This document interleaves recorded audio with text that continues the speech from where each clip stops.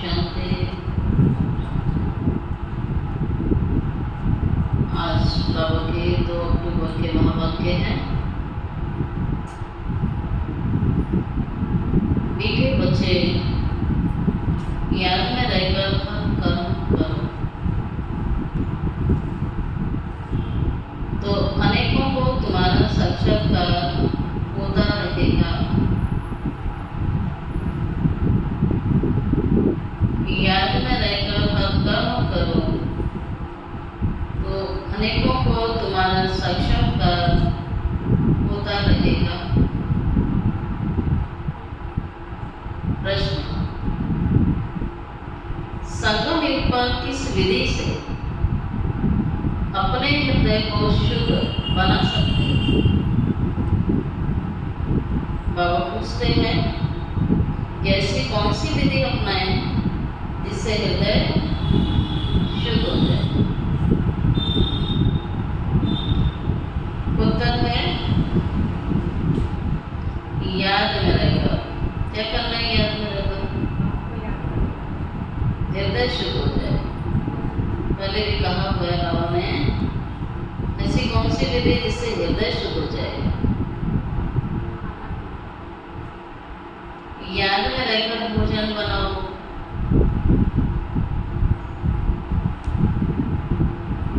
और याद में खाओ।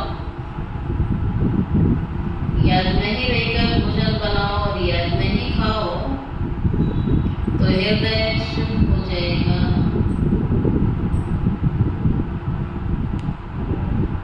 संगम युग पर तुम ब्राह्मणों द्वारा बनाया हुआ पवित्र ब्रह्मा भोजन देवताओं को भी बहुत पसंद है। जिनको ब्रह्मा भोजन का कदर रहता है वे थाली धोकर भी पी लेते हैं।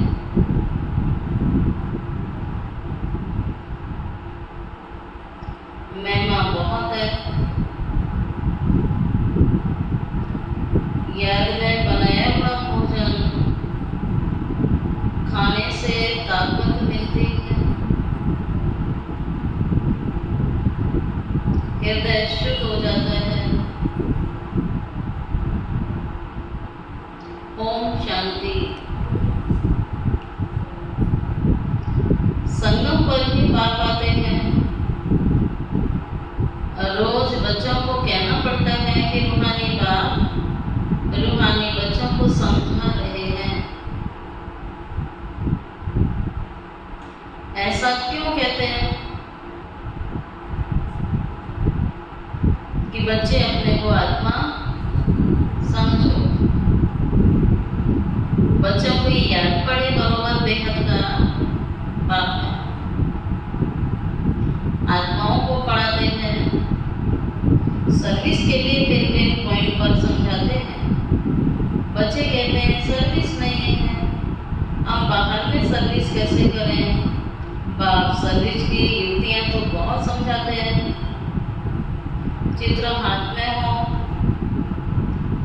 रघुनाथ का काला चित्र भी हो और गोरा भी हो, समझाने के लिए काला चित्र और गोरा चित्र।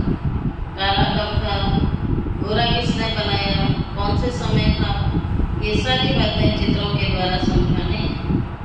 श्री कृष्ण का व श्री नारायण का जो चित्र गोरा भी है और काला भी है, पर छोटे चित्र ही हों।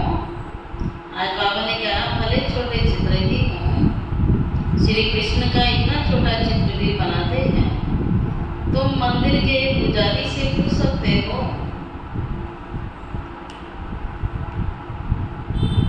इनको काला क्यों बनाया है? बाबा कहते हैं जाके पूछो उनसे, पुजारियों से पूछो इन्हें काला बनाया क्यों है?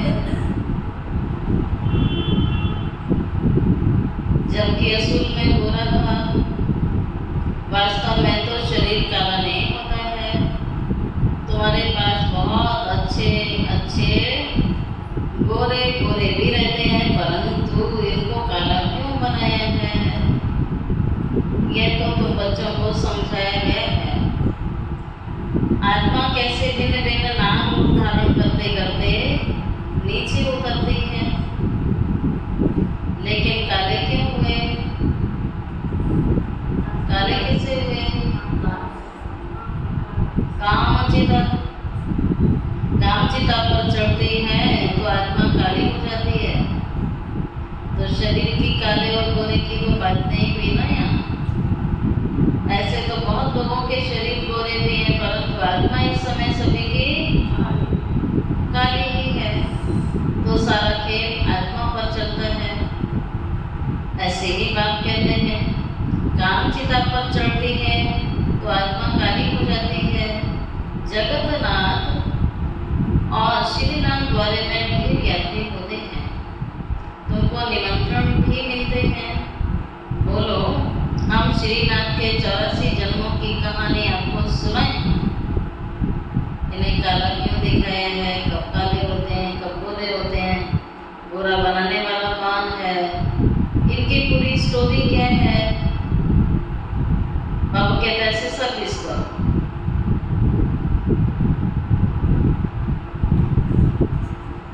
भाइयों और बहनों आके सुनो। ऐसा भाषण और कोई तो कर नहीं सकेगा, क्योंकि इनके बारे में तो किसी को पता ही नहीं है। तुम समझा सकते हो ये काला क्यों बने? हर एक को पापों से पतित तो जरूर बनना ही है। देवताएं जब वहां मार्ग में गए हैं तो उन्हें काला बना दिया। कामचिता पर बैठने से क्या बन गए? आयरन एजेंट बन गए। आयरन का कलर कैसा होता है? काला होता है ना। पापा कहते हैं सब आयरन एजेंट बन गए, आयरन काला होता है तो सब आत्माएं काली हो जाती है। तो काला युग आ जाता है और कलह का युग आ जाता है। कलह युग, कलयुग माना कलह का युग, काला युग, तमो प्रधान। आयरन का कलर काला इसलिए होता है और सोना गोल्डन होता है। तो सतयुग में सभी आत्माएं कैसी थी? गोल्डन एजेंट थी, गोल्डन दुनिया में थे। उनको कहेंगे ना गोरे। वही फिर 84 जन्मों के बाद काले बनते हैं। सीढ़ी का चित्र भी जरूर हाथ में होना चाहिए। सीढ़ी भी बड़ी हो तो कोई भी दूर से देख सकेंगे ना। अच्छी रीति समझ में आएगा जन्मों की सीढ़ी। और तुम समझाएंगे कि भारत की यह गति है। लिखा हुआ है उत्थान और पतन। भारत का उत्थान कब होता है, पतन कब होता है, कौन आकर के इसका उत्थान करता है, और जब भारत उत्थान में होता है तो उसका स्वरूप क्या होता है, ये सारी बातें समझानी हैं। बच्चों को सेवा करने का शौक होना चाहिए। समझाना ये दुनिया का चक्र कैसे फिरता है। Golden age, silver age, copper age और आयरन एज, और संगम में डायमंड एज। फिर ये पुरुषोत्तम संगम युग भी दिखाना जरूरी है। पर बहुत चित्र नहीं हो, लेकिन सीढ़ी का चित्र तो मुख्य है ना। भारत के लिए ये मुख्य चित्र है। तुम समझ सकते हो हम फिर से पतित से पावन कैसे बन सकते हैं। पतित पावन तो एक बात भी है ना। उनको याद करने से सेकंड में क्या मिलेगा? सेकंड में क्या मिलता है? जीवन मुक्ति। बाबा की याद से सेकंड में जीवन मुक्ति की प्राप्ति होती है। तुम बच्चों में ये सारा ज्ञान है, बाकी तो सब अज्ञान नींद में सोए हुए हैं। और बच्चे अभी जाग गए हैं, अज्ञान नींद से जाग गए। भारत ज्ञान में था तो बहुत धनवान था, अभी भारत अज्ञान में है तो कितना कंगाल बन गया। ज्ञानी मनुष्य और अज्ञानी मनुष्य होते हैं ना, देवी देवता मनुष्य तो नामी ग्रामी हैं। देवताएं सतयुग त्रेता में और मनुष्य होते हैं द्वापर और कलयुग में। तो आधा टाइम देवताओं का राज्य चला और आधा टाइम हम साधारण मनुष्य बन गए। तो आधा आधा होता है। देवी देवता और मनुष्य तो नामी ग्रामी इसलिए हैं। बच्चों की बुद्धि में सदैव रहना चाहिए। कौन सी बात सदैव रहनी चाहिए?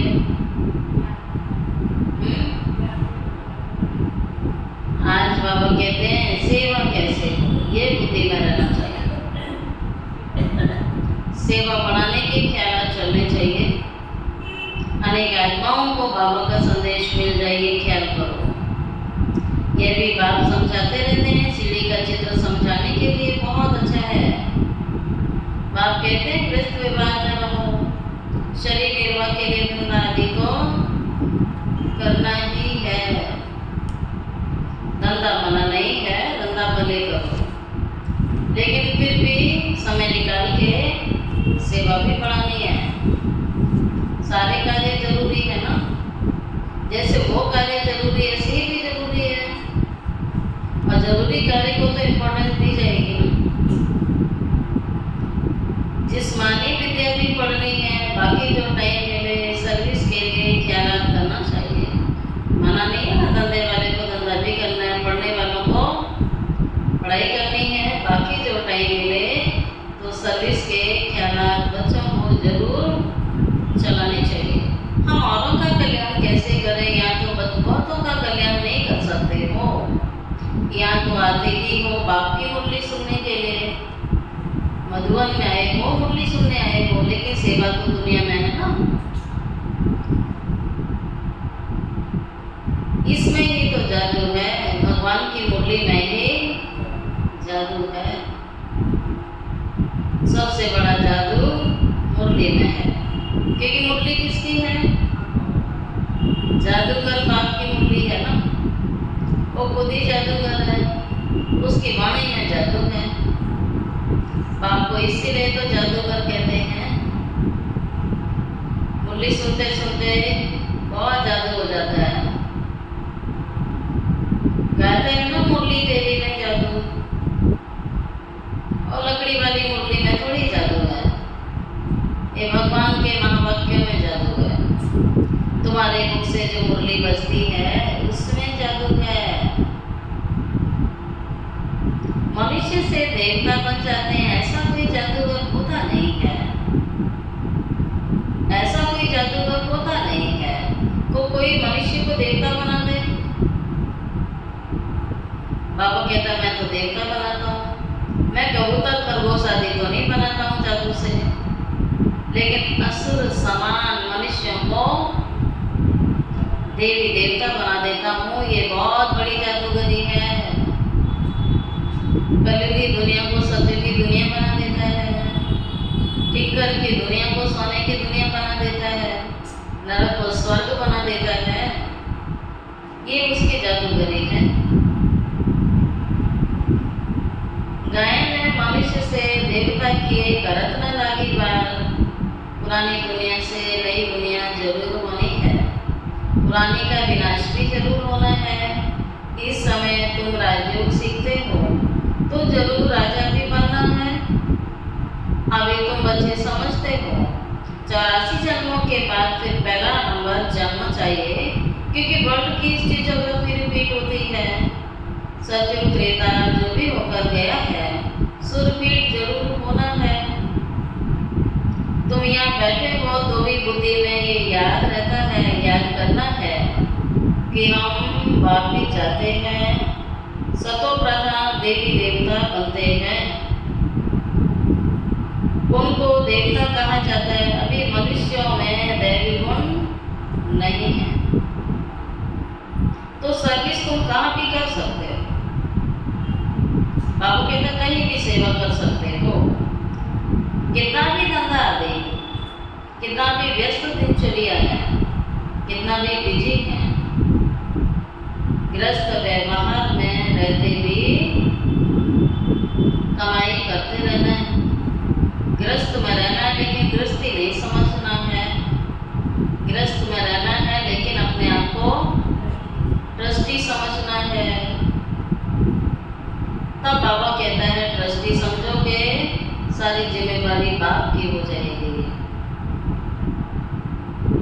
तो कमाई करते रहना है, गृहस्थ में रहते भी कमाई जरूर करनी है, लेकिन इसमें मुख्य बात है पवित्रता की। भले गृहस्थ में रहो लेकिन पवित्रता बहुत जरूरी है। मुख्य बात पवित्रता की है, क्योंकि जहाँ प्योरिटी है वहाँ पीस प्रॉस्पेरिटी है, जहाँ पवित्रता है वहाँ सुख और शांति अवश्य होगी। कंप्लीट प्योर बन गए तो यहाँ रह नहीं सकेंगे, क्योंकि हमको तो शांति धाम जरूर जाना है। पवित्र धाम, शांति धाम, बाबा के तो आत्मा चली जाएगी। आत्मा प्योर बन गई तो आत्मा को इस पुराने शरीर के साथ तो नहीं रहना है। हम तो इम्प्योर है ना, 5 तत्व इम्प्योर बन गए तो शरीर भी इम्प्योर बनता है। इनको मिट्टी का पुतला ही कहा जाता है। 5 तत्वों का शरीर एक खत्म होता है तो दूसरा आत्मा ग्रहण कर लेती है, उसका दूसरा शरीर तैयार हो जाता है। आत्मा तो आत्मा ही होती है ना, लेकिन आत्मा खत्म नहीं होती है, शरीर बदलते रहते हैं। एक शरीर खत्म होता है तो दूसरा बन जाता है। लेकिन बाबा कहता आत्मा तो नहीं खत्म हुई ना, आत्मा तो अमर है, आत्मा तो वही रहती है। आत्मा कोई बनने की चीज तो नहीं है ना, आत्मा तो इमॉर्टल है, अविनाशी है, बनी बनाई है। शरीर पहले कितना छोटा होता है, फिर बढ़ते बढ़ते कितना बड़ा हो जाता है। कितने ऑर्गन्स मिलते हैं जिससे आत्मा सारा पार्ट बजाती है। ये दुनिया ही वंडरफुल है। सबसे वंडरफुल कौन है फिर? ये दुनिया वंडरफुल है तो बनाने वाला तो और भी वंडरफुल है, जिसने वंडरफुल दुनिया बनाई। जो आत्माओं का परिचय देते हैं, हम आत्मा कितनी छोटी आत्मा प्रवेश करती है तो हर एक चीज वंडरफुल है। उसकी प्रवेशता वंडरफुल है, शरीर में आना, शरीर से बाहर जाना कितना वंडरफुल है। फिर ये कितना वंडरफुल कि उसमें इतना सारा पार्ट भरा हुआ है। 5000 सालों का पार्ट भरा हुआ है, 84 जन्मों का पार्ट भरा हुआ है, और कितनी छोटी है। हर एक चीज वंडरफुल है। जानवरों के शरीर आदि कैसे बनते हैं, वंडर है ना। बाबा कहता सोचो तो बहुत सारी चीजें वंडरफुल है। आत्मा तो सब में वही छोटी सी है ना। अब बाप कहते हैं हाथी कितना बड़ा होता है, लेकिन उसमें आत्मा आत्मा तो सब में छोटी है। शरीर चाहे कितने भी बड़े बड़े हैं, उनमें इतनी छोटी आत्मा जाकर बैठती है। मनुष्य तो बाप तो मनुष्य जन्म की बात समझाते हैं। ऐसे तो बाबा कहता 84 लाख योनियां हैं, लेकिन मैं इतनी सारी योनियों के ऊपर ज्ञान देने नहीं आया हूँ। मैं सिर्फ मनुष्य आत्माओं के बारे में बाबा सारी बातें समझाते हैं। बाबा तो मनुष्य जन्म की बात ही समझाते हैं। मनुष्य कितने जन्म लेते हैं, 84 लाख जन्म तो होते नहीं हैं। समझाया है जितने धर्म है उतनी वैरायटी बन जाती है। हर एक आत्मा कितने फीचर्स का शरीर लेती है, वंडर है। फिर जब चक्र रिपीट होता है हर जन्म में फीचर्स, नाम, रूप आदि सब बदली हो जाता है। नाम भी बदल जाता है, रूप भी बदल जाता है, चेहरे भी बदल जाते हैं, एक्टिविटी भी बदल जाती है, परंतु आत्मा तो वही रहती है। ऐसे नहीं कहेंगे कि श्री कृष्ण काला और कृष्ण गोरा, नहीं। उनकी आत्मा पहले गोरी थी तो 84 धीरे आत्मा काली बन गई, लेकिन कृष्ण के रूप में तो नहीं रही ना। फिर जब वो श्री कृष्ण था तो सदैव गोरा ही था, पर जब आत्मा काली बनी तो कृष्ण के रूप में तो नहीं थी। तुम्हारी भी आत्मा भिन्न भिन्न फीचर्स, भिन्न भिन्न शरीर लेकर पार्ट बजाती है, ये भी ड्रामा है। तुम बच्चों को कभी भी कोई फिक्रात होनी नहीं चाहिए, परंतु बच्चों को फिक्रात होनी नहीं चाहिए। बाबा तो कहते हैं है कोई फिक्र, जिनसे पूछो फिक्र है, अभी भी फिक्र लेके चल रहे हैं। बाबा कहता है संगम युग मौजों का युग है, सारी फिक्र बाबा को दे दो। बाबा तो बार बार कहते थे तो आप हल्के हो जाओ, आप बोझा लेके क्यों चलते हो। परंतु बच्चे छिपा के रख लेते हैं ना, थोड़ी सी तो करते ही है।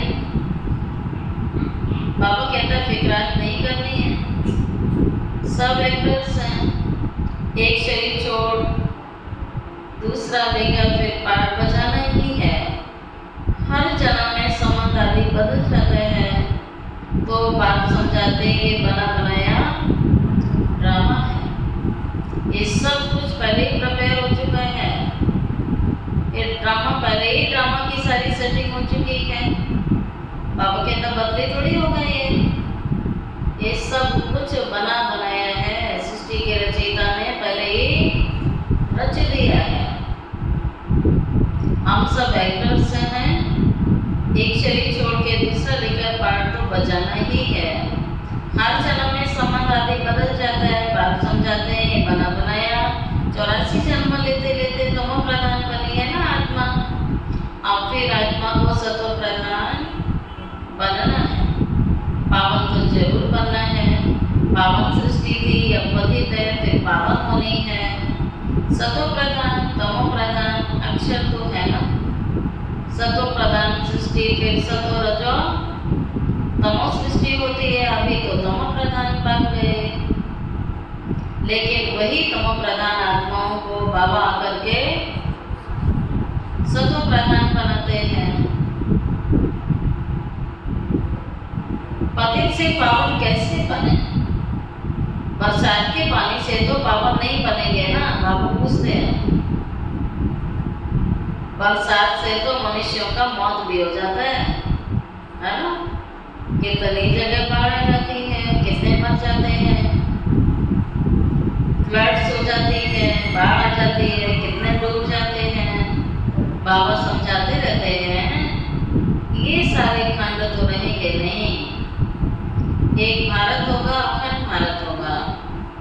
नेचुरल कैलेमिटीज मदद करेंगी दुनिया की सफाई में।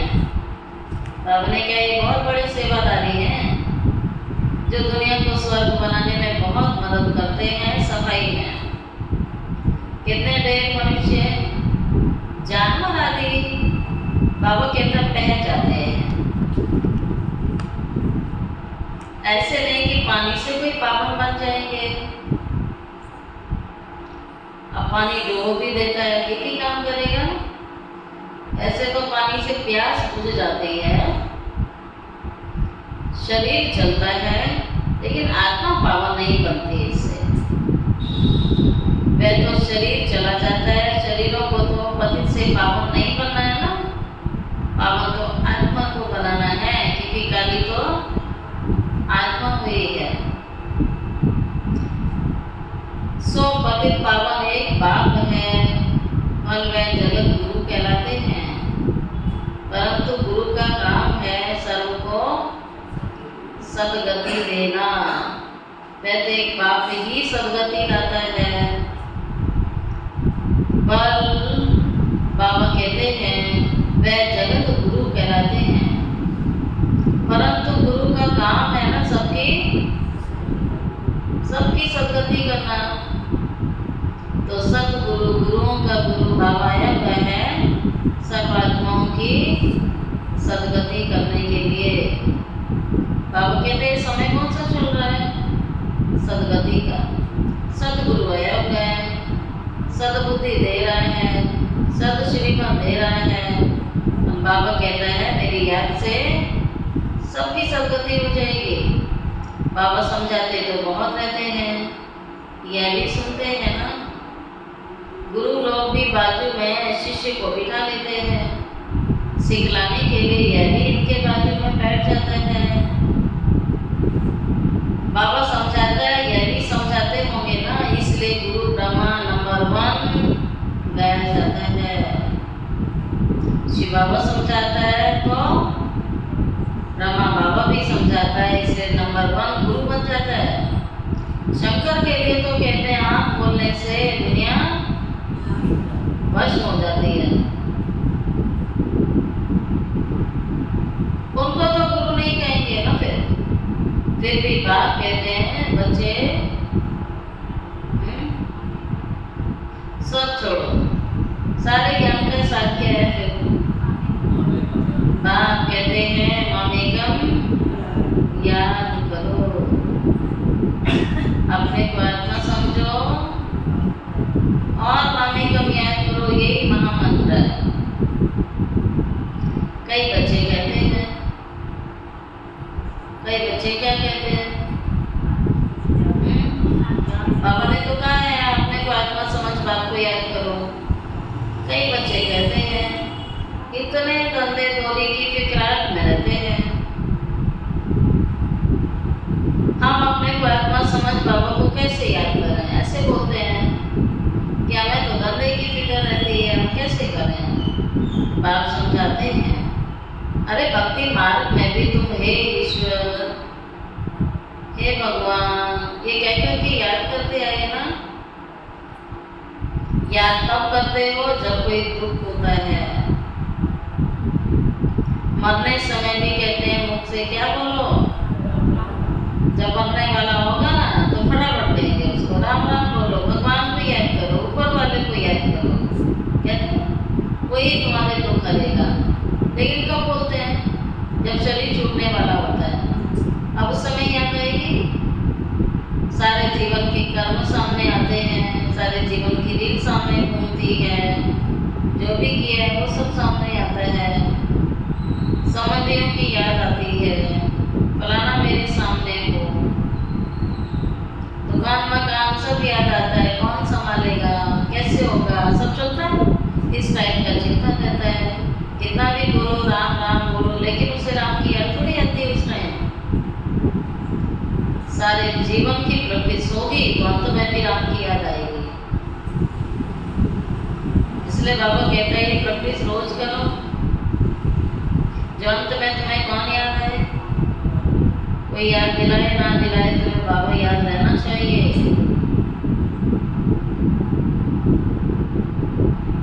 इसलिए अंत में कहते हैं राम नाम बोलो, तुम भी कहते हो बाबा को याद करो।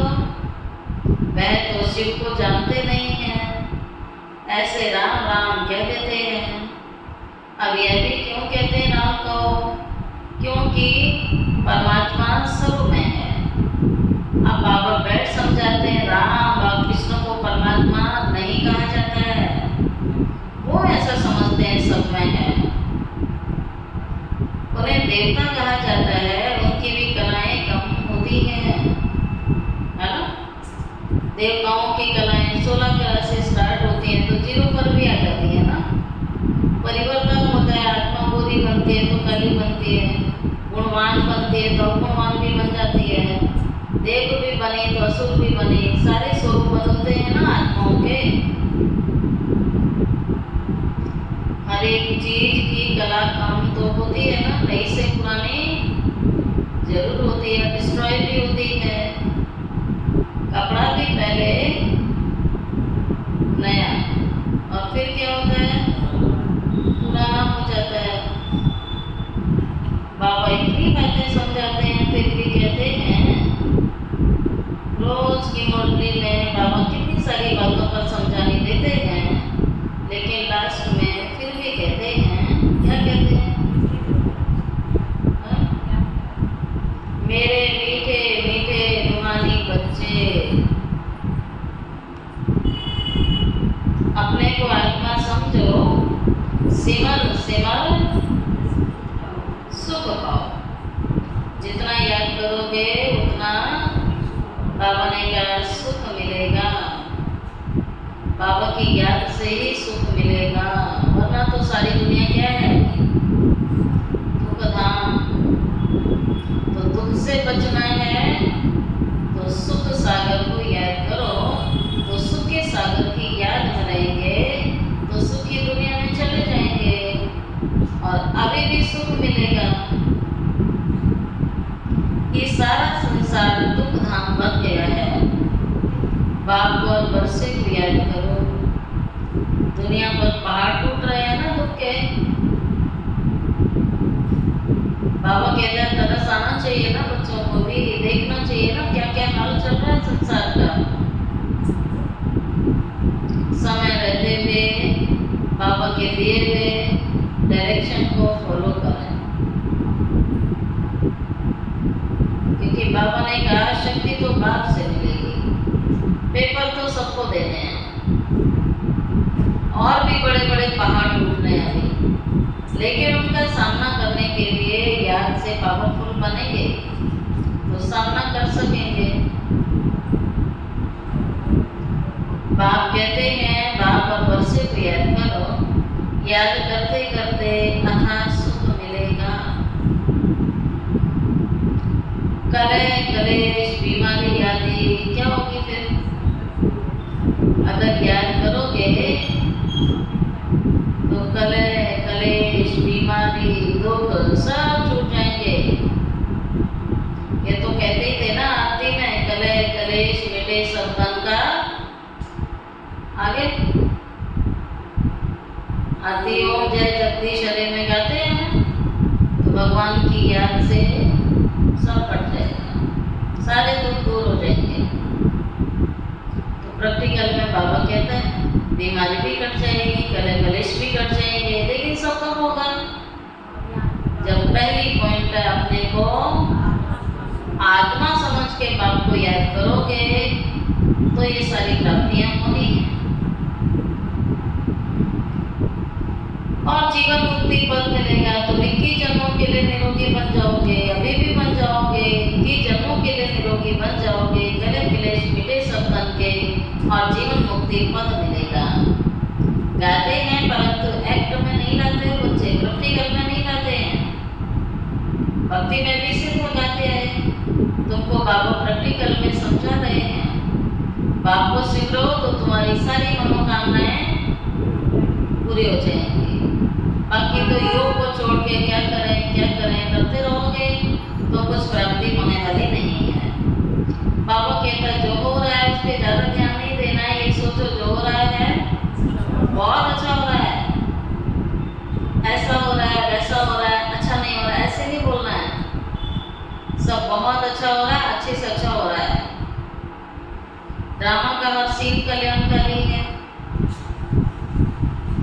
तो सारी मनोकामनाएं भी पूरी हो जाएंगी, कलह कलेश भी मिट जाएंगे, लेकिन अपने को आत्मा समझ, एक ही शर्त है बाप की, अपने को आत्मा समझ, बाबा की याद में रहो और पवित्र बनो। मोचरा खाकर पानी टुकड़ पाना, सजा खाकर रोटी का टुकड़ा खाना अच्छा नहीं होता है ना। जैसे बच्चे की पिटाई भी हो जाती है, फिर कहते हैं खाओ। बाप भी कहते हैं थोड़ा सा पद ले लिया और सजा खाई, क्या फायदा होगा। सबको ताजी रोटी पसंद आती है ना, किसी किसी को बासी भी आती है। हाँ, बासी के लिए कहेंगे हम क्यों खाएं, हमको तो ताजी चाहिए। आजकल तो तेल चलता है, सतयुग में ऐसे कहते हैं तेल की नदियां बहती थी। हाँ? ये कहते हैं घी दूध की नदियां बहती थी। यहाँ तो हर चीज में तेल चलता है, वहाँ घी की नदियां बहती हैं। बच्चों को बाप का सिमरन करना चाहिए। बाबा ने कह दिया याद करोगे तो सारी मनोकामनाएं तुम्हारी पूरी हो जाएंगी, और याद नहीं करोगे तो बाप की गारंटी तो नहीं है ना। फिर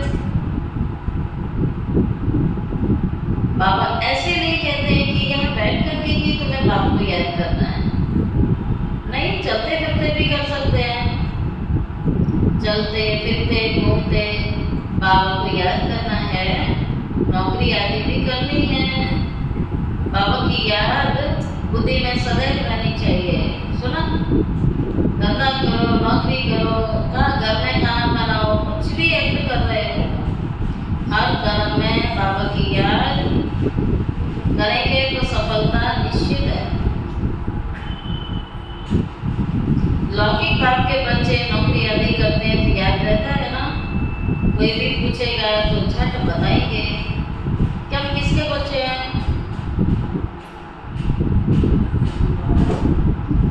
लौकिक में कोई पूछता है तो बताता है ना बच्चा हम किसके बच्चे हैं, तो बुद्धि में बाप की प्रॉपर्टी भी याद रहती है। तुम भी बाप के बच्चे बने हो, तो इतना ऊंचा बाप मिला है, प्रॉपर्टी भी इतनी ऊंची है, तो सदैव याद रहनी चाहिए ना, बस याद रहनी चाहिए ना। बाप को भी याद करना है और कोई से तुम्हारा संबंध नहीं, बुद्धि से सब संबंध तोड़ो और बाप से जोड़ो, यही तो योग। आत्मा में सारा पाठ भरा हुआ है जो इमर्ज होता है। इस ब्राह्मण कुल में तुम्हारा जो कलम कलम पाठ चला है वो इमर्ज होता जाएगा। बाबा समझाते हैं खाना बनाओ, मना नहीं है, खाना बनाओ, मिठाई बनाओ, लेकिन जो भी बनाओ क्या करो, जो भी बनाओ बाबा की याद करते रहो। शिव बाबा को याद करके बनाओगे तो मिठाई खाने वाले का भी कल्याण हो जाएगा। भोजन का इतना प्रभाव बाबा ने सुनाया हुआ है, याद में बनाओगे तो कमाल हो जाएगी। वहाँ सबका साक्षात्कार भी हो सकता है, ब्रह्मा का भी साक्षात्कार हो सकता है। शुद्ध अन्न पड़ता है तो ब्रह्मा का, कृष्ण का और शिव बाबा का साक्षात्कार कर सकते हैं। ब्रह्मा है यहाँ, ब्रह्मा कुमार कुमारियों का नाम तो होता है ना, बातों को साक्षात्कार होते रहते हैं, क्योंकि बाप को याद तो करते हो ना। बाबा युक्तियाँ तो बहुत बताते हैं, वे मुख से राम राम बोलते रहते हैं, और अभी हमें ऐसे राम राम शिव शिव कोई नाम से जाप तो करना नहीं है, लेकिन अंदर चलता रहना चाहिए, मन में चलता रहना चाहिए। क्या चलता रहना चाहिए? बाबा ने बताया हो ना क्या चलना है, मेरा बाबा मेरा बाबा मेरा बाबा चलता रहे। वाह बाबा कमाल है आपकी, वाह ब्राह्मण, वाह ब्राह्मण परिवार, वाह मेरा बाबा, वाह मेरा भाग्य, ये गीत चलते रहने चाहिए। भाग्य के गीत और बाप के गीत सदैव दिल में बजते रहने चाहिए। तुमको मुख से कुछ नहीं बोलना है, मुख से कोई आवाज नहीं आनी चाहिए। जैसे वह लोग समझते हैं गुरु नानक को भोग लगा रहे हैं, तुम भी समझते हो शिव बाबा को भोग लगाने के लिए बनाते हैं। शिव बाबा को याद करके बनाओगे तो बहुतों का कल्याण हो जाएगा। उस भोजन में ताकत हो जाती है, इसलिए बाबा भोजन बनाने वालों को भी यही बार बार कहते हैं, क्या कहते हैं,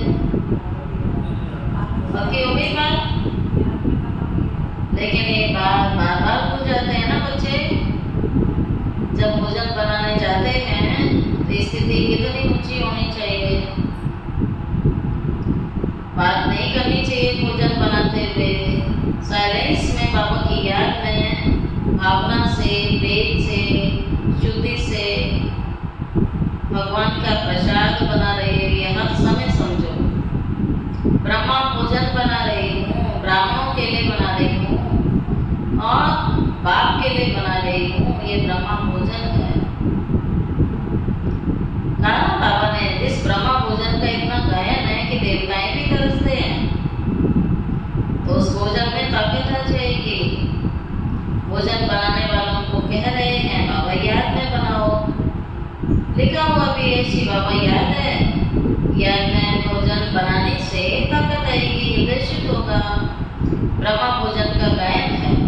ब्राह्मणों का बनाया हुआ भोजन देवताएं बहुत पसंद करते हैं। यह भी शास्त्रों में लिखा हुआ है। ब्राह्मणों का भोजन बनाया हुआ खाने से बुद्धि शुद्ध हो जाती है, ताकत रहती है। ब्रह्मा भोजन की बहुत महिमा होती है। ब्रह्मा भोजन का जिनको कदर रहता है ना, तो क्या कहा था आज बाबा ने? पहले के जमाने में लोग ऐसे करते थे ना, खाना खाते थे थाली के धोखे पी लेते थे, है ना, कुछ भी नहीं छोड़ते थे, भगवान की याद में स्वीकार करते थे, भक्ति में भी ऐसे किया। अब बाबा कहता भी बच्चों को कभी खाना वेस्ट नहीं करना चाहिए। तो बाबा कहते बच्चे बल्कि थाली धो के पी लो। बहुत ऊंच समझते हैं ना, भोजन बिगड़ तो रह न सके। अकाल में भोजन बिगड़ कितने मर जाते हैं। भोजन बहुत इंपॉर्टेंट चीज है ना, भोजन के बिना तो जीवन नहीं चलेगा। आत्मा भोजन खाती है, इन ऑर्गन्स के द्वारा स्वाद तो वही लेती है ना, मुर्दा तो नहीं खा सकता। आत्मा होती है तो खाती है, स्वाद लेती है। अच्छा बुरा आत्मा ने कहा ना, ये बहुत स्वादिष्ट है, ताकत वाला है, आगे चल जैसे तुम उन्नति को पाते रहेंगे। क्या बाबा की मुरली में कभी ऐसा आया कि बहुत अच्छा भोजन खाओ तो ताकत मिलेगी? है? आप जो भी बनाते हैं, चाहे सूखी रोटी ही बना रहे हैं, लेकिन यदि वो रोटी आपने बाबा की याद में बनाई, बाबा को भोग लगाया और खाया, तो सूखी रोटी में सारी ताकत भर जाएगी। बाकी तो आपने 56 प्रकार का बनाया, लेकिन बाबा की याद में नहीं बनाया, भोग भी नहीं लगाया, बाबा के वजह से मिट्टी है, उससे कुछ होने वाला नहीं है।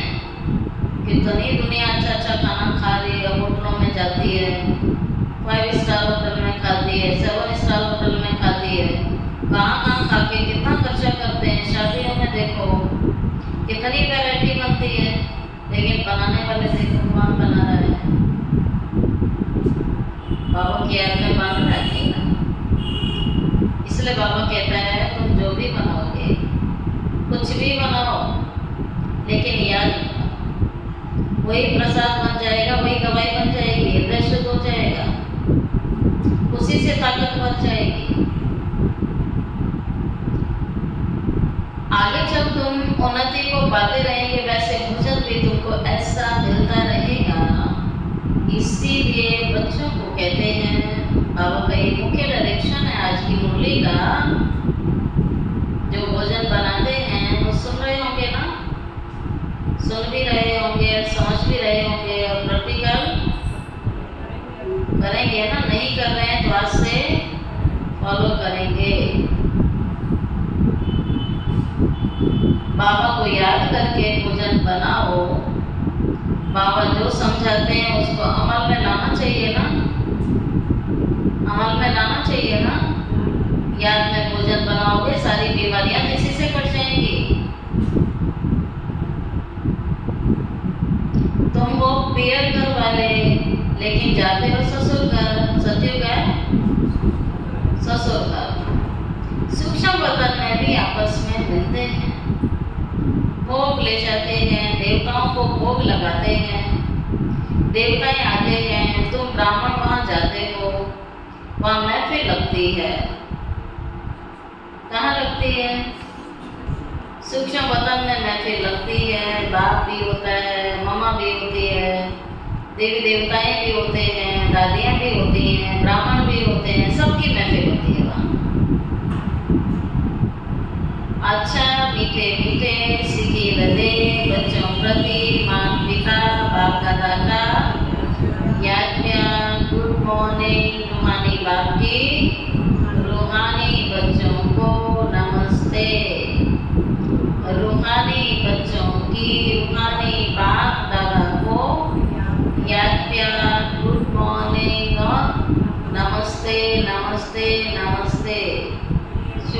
बाबा, शुक्रिया बाबा, शुक्रिया बाबा। आज की मुरली का धारणा का मुख्य सार, पहली पॉइंट है, किसी भी बात की फिक्रात नहीं करनी है। सुना सभी ने? बाबा कहते हैं मेरे बच्चों को कभी भी किसी भी बात की फिक्रात नहीं करनी है। बाप बैठा है ना, ये निश्चय है ना सभी को? है सभी को निश्चय? किसी भी बात की फिक्रात नहीं करनी है, कभी भी नहीं करनी है, क्योंकि ड्रामा बिल्कुल एक्यूरेट बना है। ये ड्रामा बिल्कुल एक्यूरेट बना है, सभी एक्टर्स इसमें अपना अपना पार्ट बजा रहे हैं।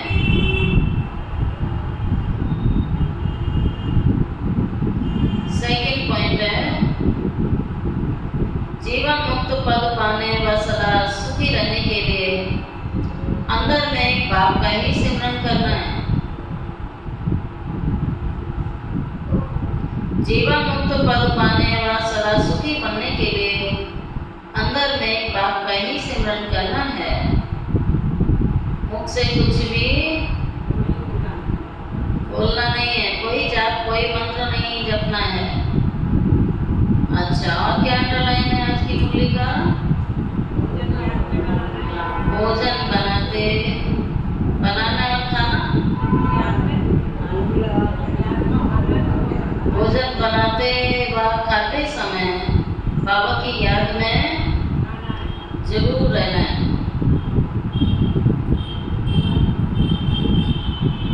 भोजन तो सारा संसार खा रहा है, जानवर भी खा रहे हैं, लेकिन ब्राह्मणों के भोजन की विशेषता क्या हुई? याद में बनाना और याद में खाना। जैसे बाबा ने गुरु नानक का उदाहरण दिया, समझते हैं ना, उनको भोग लगाएंगे, तो आप भी समझ के बनाए, हम बाबा को भोग लगाएंगे। अच्छा, आज का वरदान है स्वार्थ, ईर्ष्या और चिड़चिड़ेपन से मुक्त रहने वाले। क्या कहो? चिड़चिड़ेपन से मुक्त रहने वाले, क्रोध मुक्त भव, स्वार्थ, ईर्ष्या और चिड़चिड़ेपन से मुक्त रहने वाले, क्रोध मुक्त भव।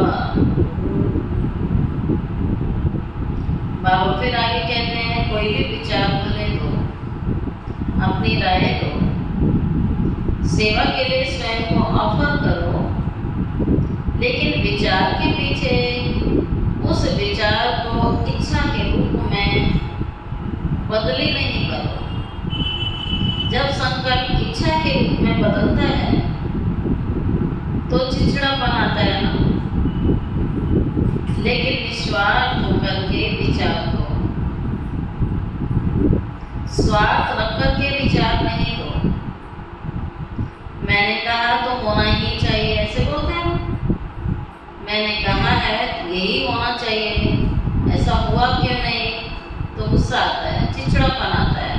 लेकिन बाबा ने कहा निस्वार्थ भावना से विचार करो, ये नहीं सोचो, ऑफर करो, क्यों क्या मैं नहीं आऊँ, नहीं तो ईर्ष्या घृणा एक एक साथी, ये सब क्रोध के साथी हैं।